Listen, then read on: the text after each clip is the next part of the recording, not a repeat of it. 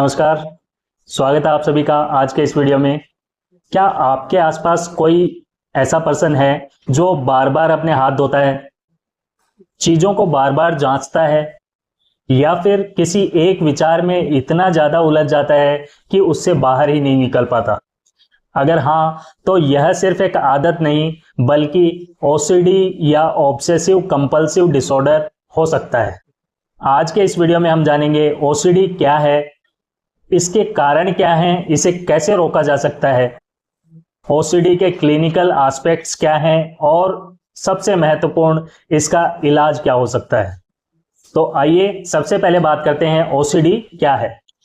OCD यानी कि obsessive compulsive disorder एक तरह का मेंटल डिसऑर्डर या मानसिक विकार है जिसमें व्यक्ति को कुछ तरह के ऑब्सेशंस यानी बार बार आने वाले अनचाहे विचार और कुछ कंपल्सन्स यानी बार बार दोहराए जाने वाले कुछ व्यवहार परेशान करते हैं। उदाहरण के तौर पर बात करें तो किसी को इन्फेक्शन का इतना ज्यादा डर लगता है कि वह बार बार अपने हाथ धोता रहता है, दिन में 50 बार अपने हाथ धोता है। कोई बार बार दरवाजे का लॉक चेक करता है कि लॉक अच्छे से बंद हुआ या नहीं हुआ। तो कोई बार बार किसी चीज को काउंट करता रहता है कि कहीं कुछ कम तो नहीं हो गया या ज्यादा तो नहीं हो गया। या फिर कुछ लोग चीजों को सिमेट्री में अरेंज करने के लिए भी बहुत ज्यादा पजल्ड होते हैं। उन्हें बिल्कुल भी एसिमेट्री पसंद नहीं आती है। वो एक सीक्वेंस में, एक रो में, एक प्रॉपर वे के अंदर चीजों को अरेंज करना चाहते हैं और थोड़ा भी उसके अंदर डिस्टरबेंस होने पर फिर से उसे एक सिमेट्री के अंदर अरेंज करते हैं। इन सभी लक्षणों में व्यक्ति जानता है कि यह विचार या व्यवहार बेवजह है, लेकिन वो खुद को रोक नहीं पाता है।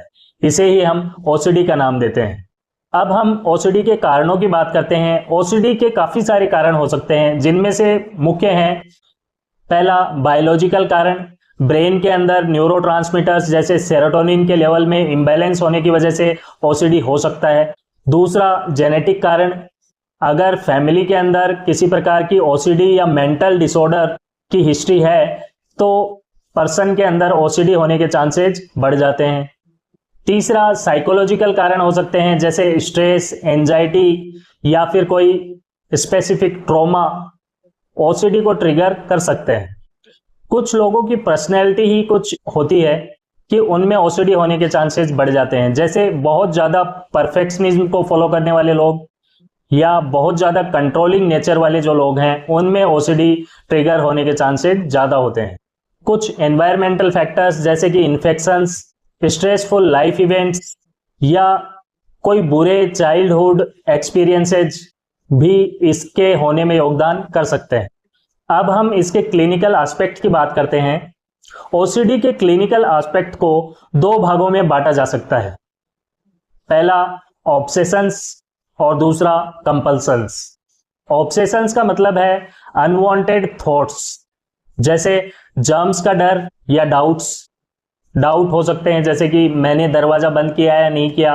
कुछ वायलेंट या इनएप्रोप्रिएट थॉट्स भी इसके लिए जिम्मेदार हो सकते हैं। या फिर ऑब्सेशन का मतलब हो सकता है किसी सीक्वेंस या सिमेट्री की जरूरत। दूसरा एस्पेक्ट है कंपल्सन्स। ये वो रिपीटेटिव एक्शंस होते हैं जो व्यक्ति अपनी एंजाइटी को कम करने के लिए बार बार करता है, जैसे बार बार हाथ धोना, बार बार चीजों को गिनना, बार बार किसी चीज को चेक करना या फिर किसी एक खास रूटीन या सिमेट्री को फॉलो करना। ओसीडी का डायग्नोसिस DSM-5 के अकॉर्डिंग किया जाता है। DSM-5 मेंटल डिसऑर्डर्स को क्लासिफाई करने की एक गाइडलाइन है। इसमें यह देखा जाता है कि ये थॉट्स और बिहेवियर्स व्यक्ति की डेली लाइफ, वर्क और रिलेशनशिप्स को कितनी हद तक प्रभावित कर रही हैं। अब हम ओसीडी के प्रिवेंशन की बात करते हैं। ओसीडी को पूरी तरह से रोक पाना हमेशा संभव नहीं है, लेकिन इसके रिस्क फैक्टर्स को कम किया जा सकता है, जैसे stress management, yoga, meditation, regular exercises से आप अपने स्ट्रेस को मैनेज कर सकते हैं। इसके लिए रेगुलरली अपनी हैबिट में डीप ब्रीदिंग एक्सरसाइजेज करना बहुत ज़्यादा उपयोगी होगा। दूसरा है एक हेल्दी लाइफ स्टाइल को फॉलो करके, जैसे बैलेंस्ड डाइट, प्रॉपर नींद, प्रॉपर फिजिकल एक्टिविटीज से आप अपनी मेंटल हेल्थ को सुधार सकते हैं। तीसरा, उन ट्रिगर पॉइंट्स को अवॉइड कीजिए जिनसे एंजाइटी ट्रिगर होती है। चौथा हो सकता है अर्ली इंटरवेंशन, मतलब जब कभी भी आपको ऐसी कोई शंका हो कि आप में सिम्टम्स दिखाई दे रहे हैं तो जल्दी से जल्दी साइकेट्रिस्ट या साइकोलॉजिस्ट से मिलकर परामर्श लें। अब हम ओसीडी के ट्रीटमेंट की बात करते हैं। सबसे अच्छी बात यह है कि ओसीडी का ट्रीटमेंट संभव है। इसके लिए 3 मेथड्स हैं जो हम फॉलो कर सकते हैं। पहला है कॉग्निटिव बिहेवियरल थेरेपी या सीबीटी।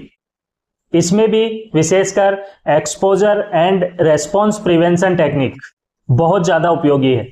इसमें व्यक्ति को धीरे धीरे अपने डर का सामना करना सिखाया जाता है। इलाज के तौर पर दूसरा विकल्प होता है दवाइयाँ।